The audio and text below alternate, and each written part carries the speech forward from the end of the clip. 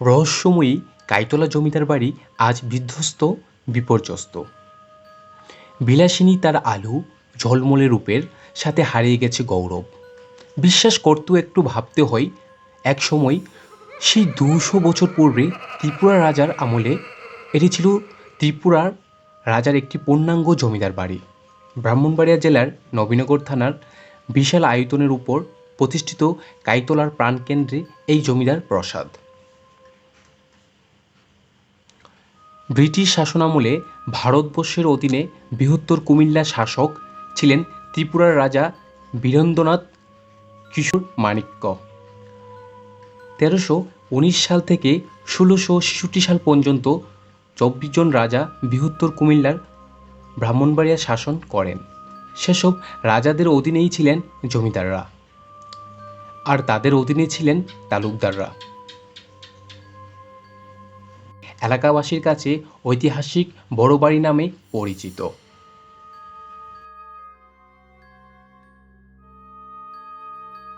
শুধু হেতাই হুতাই বিক্ষিপ্তভাবে ছড়িয়ে থাকা কিছু ভগ্ন, অর্ধভগ্ন ইমারত, টেরাকোঠা আর পাথর, গোটা কয়েক পুকুর ও দিঘি সাক্ষী রেখে অস্তিত্ব রক্ষা করে চলছে কাইতলা জমিদার বাড়ি। আভিজাত্যের শির উঁচু করে যে বাড়ি একসময় সমস্ত এলাকা জুড়ে বিশাল ভূমিকা নিয়ে অবতীর্ণ হয়েছিল, এখন সেই জমিদার বাড়ির দুর্দশা দেখে বিস্তৃত হতে হয়। কোথায় সেই বিচারালয়ের ঘণ্টার ধ্বনি, জলসাগরের ঘম ঘম লহরী, পায়েলের ঝমঝম জোর ঝংকার, নূপুরের নিক্কণ মায়াবী অট্টহাসি, ধ্বনি প্রতিধ্বনি, ধূলি দূষরিত মেটুপথের পাগলা হাতির সোয়ার, পাইক বড় কন্তাজ পেশাকার মুসাহেবের দল কোথায়, সন্ধ্যায় ঝলমলে আলোক সজ্জায় উলুদব্বুনিতে যে বাড়ি এক সময় মুখরিত হতো, সেই বাড়িতে ভুল করেও কেউ উলুদব্বনি দেয় না, কেউ আলো জ্বালায় না, বাজে না সন্ধ্যায় পূজার ঘণ্টা ধ্বনি, নেই সাধারণ কৃষক প্রজার খবর নেবার তাড়না, ছুটে আসে না নজির, ফরমান জারি করে না এখন শুধু দাঁড়িয়ে থাকা কিছু ভগ্ন ইমারত, নহবতখানা আর মন্দিরের সদমালা চোখে পড়ে। শুধু নিতর ঘুমুট আবহাওয়ার মাঝে কঙ্কালসার দেহ থেকে দীর্ঘ নিঃশ্বাস বের হয়। সে দীর্ঘ নিঃশ্বাসে কাপে পুকুরের দিকের জলরাশি, উম্মাদের মতো হাহাকার করে হাসে প্রকৃতি।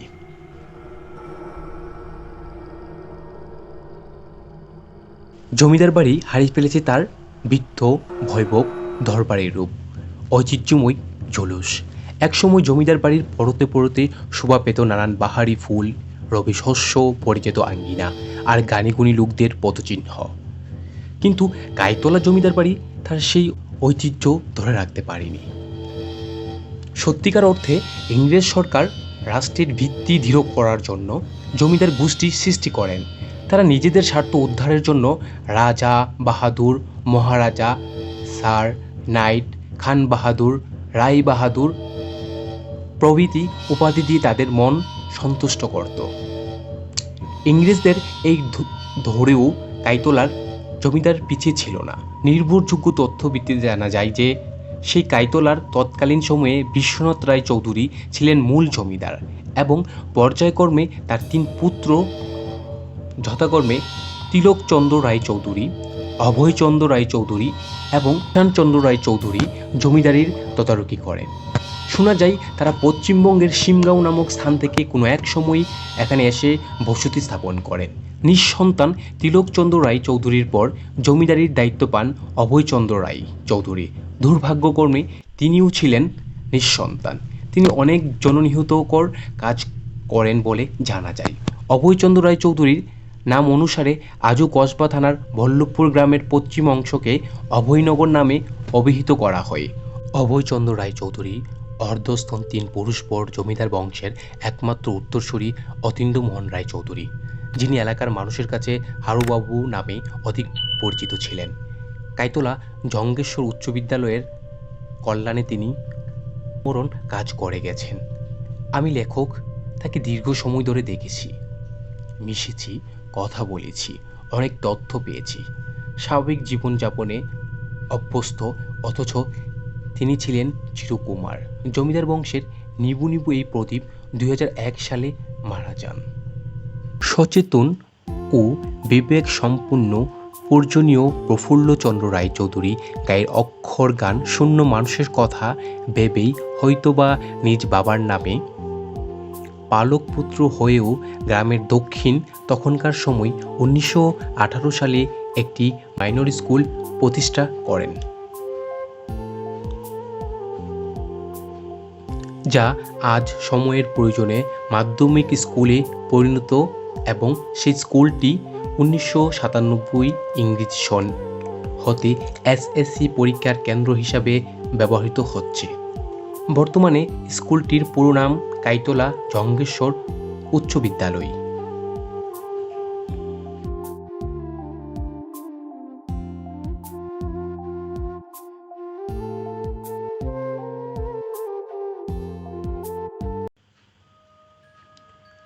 বিনয়াবতন প্রফুল্লচন্দ্র রায়চৌধুরী গ্রামের মানুষের সুপেয় পানির সুবিধার্থে মাতা সুখমণি রায়চৌধুরানী ওরফে সুখদেবীর স্মৃতিকে প্রাণবন্ত করে রাখার উদ্দেশ্যে গ্রামের উত্তর পশ্চিমে প্রায় 40 একর আয়তন বৈশিষ্ট্য দিঘি খনন করে মায়ের নাম অনুসারে তার নাম রাখেন সুখসাগর।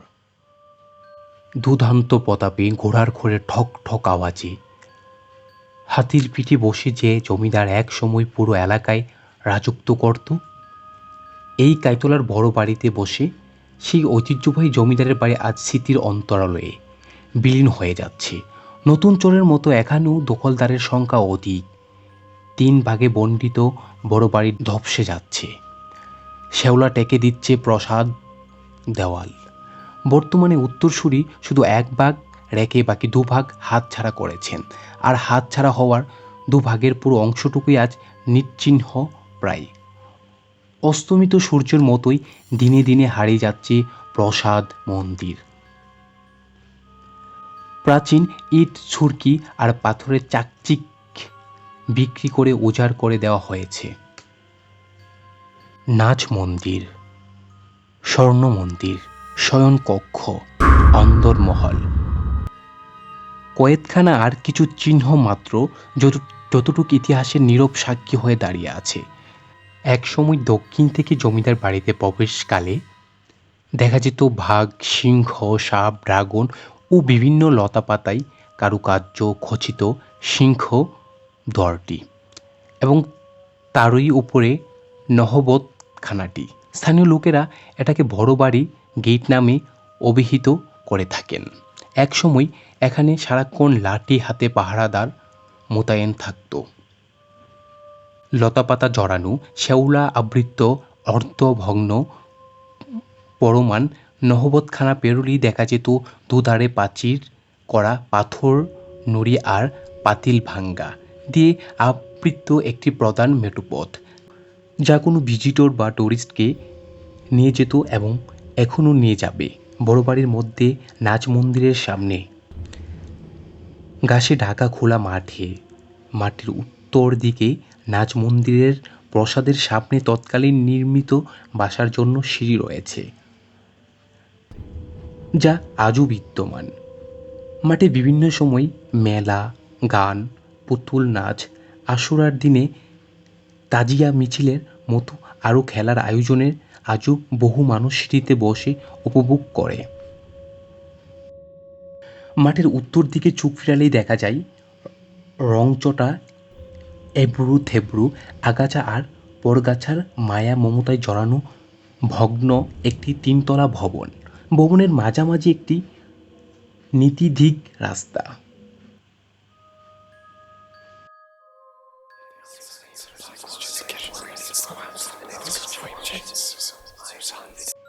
আসুন আমরা সাবধানে সেখানে প্রবেশ করি। আমি নিশ্চিত এত শত বছর পরেও এখানে আপনি নিজেকে আবিষ্কার করবেন নতুনভাবে। এক অজানা সৌন্দর্য আপনাকে স্বাগতম জানাবে।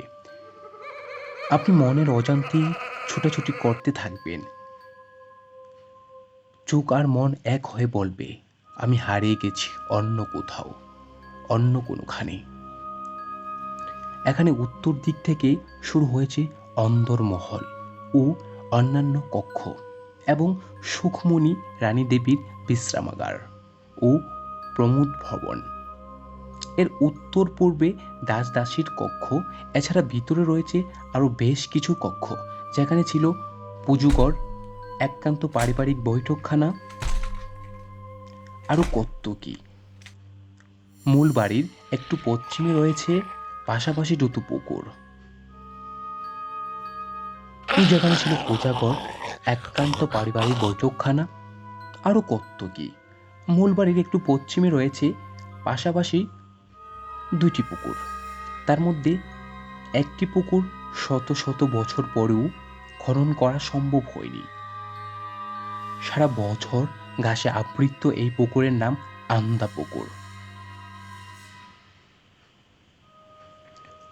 গবেষণায় জানা যায়, জমিদার বাড়ির প্রতিটি দালান এত সুরুচভাবে নকশা খচিত ছিল যে বিভিন্ন ফুল, পাখি, লতাপাতা, দেবদেবী, বাঘ, সিংহ, সাপ, ড্রাগন ইত্যাদি যা সাধারণ মানুষের মনে বিস্ময়ের সৃষ্টি করত। সেই যুগে কিভাবে নির্মাণ করা হয়েছিল এত বড় বড় প্রাসাদ, 2 তলা 3 তলা, তাও আবার অজপাড়া গায়ে, ভাবতেও অবাক লাগে। আর এ নিয়ে হাজারো মনে হাজারো প্রশ্ন আজও ধুলা দিয়ে যায়। জানা যায়, তৎকালীন এই এলাকার সাধারণ মানুষের কাছে জমিদার মানেই ছিল ভয়, শঙ্খ, শত জ্বালা যন্ত্রণা সহ্য করার পরও অসহায় কৃষকদের বিনা মাহিনায় জমিদারের জমি চাষ করতে হতো। বিনয়ের সাথে হাত করজোড় করেও জমিদারের লাঠিয়াল বাহিনীর হাত থেকে রক্ষা পেত না প্রজা সাধারণ। প্রজারা জমিদারের কর্মচারীর দিককে সর্বদা সন্তুষ্ট রাখার চেষ্টা করত। জমিদার বাড়িতে গরুর খাঁটি দুধ, টাটকা মাখন, ঘি, তরি তরকারি জায়গা ভরে পৌঁছে দিত। হিন্দু মুসলিম প্রজাদিগকে জমিদারের বাড়ির উৎসবের জন্য বিভিন্ন ধরনের উপটোকন পাঠিয়ে জমিদারের মন সন্তুষ্ট করতে হতো।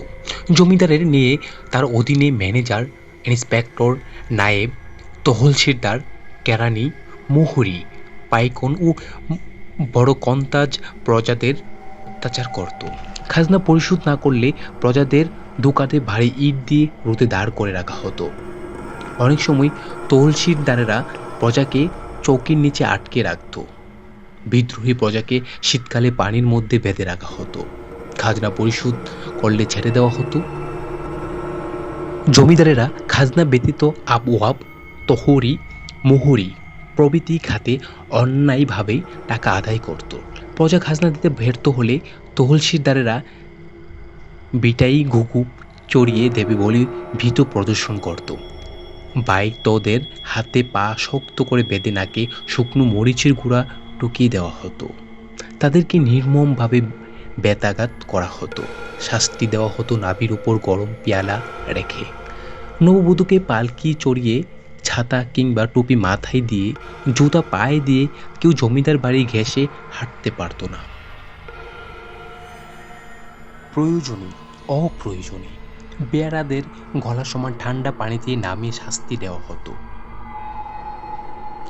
হাতির পিঠে চড়ে খাজনা আনতে যেত অসহায় প্রজাদের বাড়ি, না পেলে আগুন দিয়ে জ্বালিয়ে ছারখার করে দিত সাধারণ প্রজাদের বাড়িঘর। প্রকৃতপক্ষে সেই জমিদারদের শাসন ছিল নিরীহ মানুষের উপর শোষণ। অনেক মানুষের ধারণা তাদের ওই সমস্ত অত্যাচারের পরিণতি হিসাবে দেশ আজ জমিদারদের করাল গ্রাস থেকে মুক্ত হতে পেরেছে। অধিকাংশ জমিদার প্রজা নিপীড়ন করলেও যশোহরের রানী ভবানীর সুনাম ছিল। তিনি অনেক গরিব প্রজাদের খাজনা মওকুফ ও দান খয়রাত করে সুনাম অর্জন করেন। খুলনা অঞ্চলের একমাত্র হাজী মোহাম্মদ মহসিন ব্যতীত প্রায় সমস্ত জমিদারই হিন্দু ছিলেন। 1950 সালে এই ভারতবর্ষে জমিদারি প্রথা বিলুপ্তি ঘটলেও তার বহু পূর্বে কাইতলার জমিদারদের হাত থেকে সাধারণ মানুষের পরিত্রাণ পেয়েছিলেন।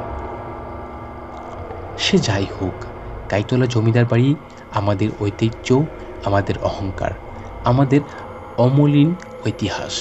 এই জমিদার বাড়ির অনেক কিংবদন্তি ও গল্পগাথা আজও মানুষের মুখ থেকে মুখে মুখরিত।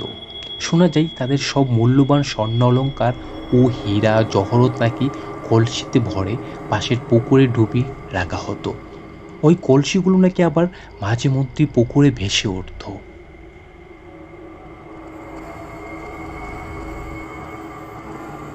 পুকুরে নাকি সিন্ধুক ভেসে উঠত।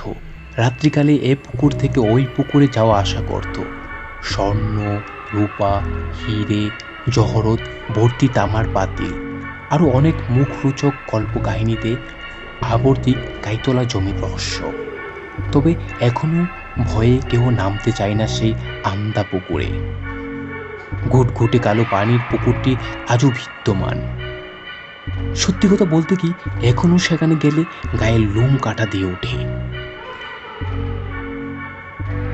জমিদারহীন বড় বাড়ি সেই থেকে হয়ে উঠেছিল এলাকার বিশেষত গাইতলা গ্রামের মানুষের আড্ডার স্থল।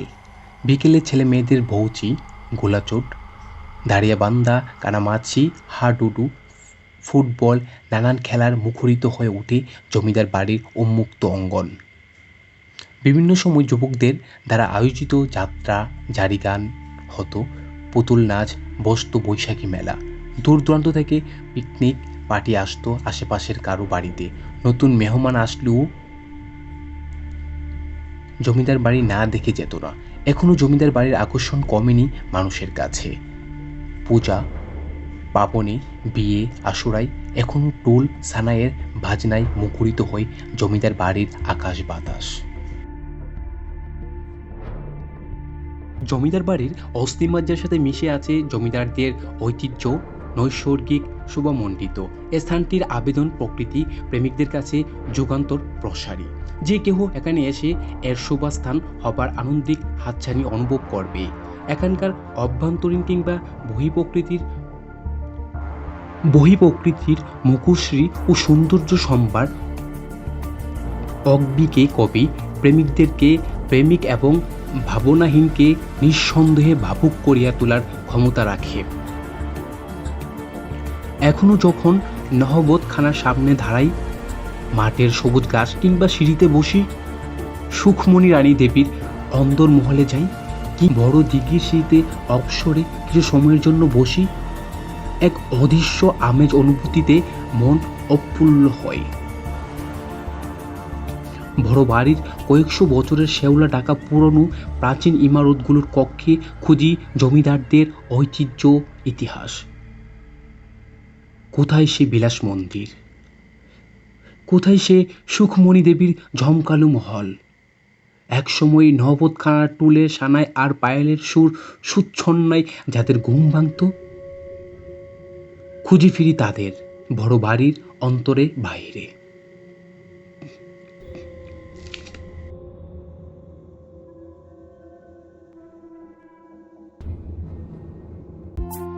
যেভাবে আপনারা এই গাইতলা জমিদার বাড়িতে আসবেন, রাজধানী ঢাকা থেকে আপনি ট্রেন অথবা বাসে করে ব্রাহ্মণবাড়িয়া শহরে আসতে পারবেন। ব্রাহ্মণবাড়িয়া শহর কাউতুলি থেকে আপনি সিএনজি করে 3 লাখ পীর এবং 3 লাখ পীর থেকে 4 গাছ হয়ে সরাসরি গাইতলা আসতে পারবেন। অপরদিকে উপজেলা শহর নবীনগর থেকে আপনি সিএনজি করে শিবপুর আসতে পারবেন। শিবপুর থেকে ভিটগড় হয়ে সরাসরি গাইতলা আসতে পারবেন। আমাদের ভিডিও যদি আপনাদের ভালো লেগে থাকে তাহলে সাবস্ক্রাইব করতে পারেন আমাদের চ্যানেলটি।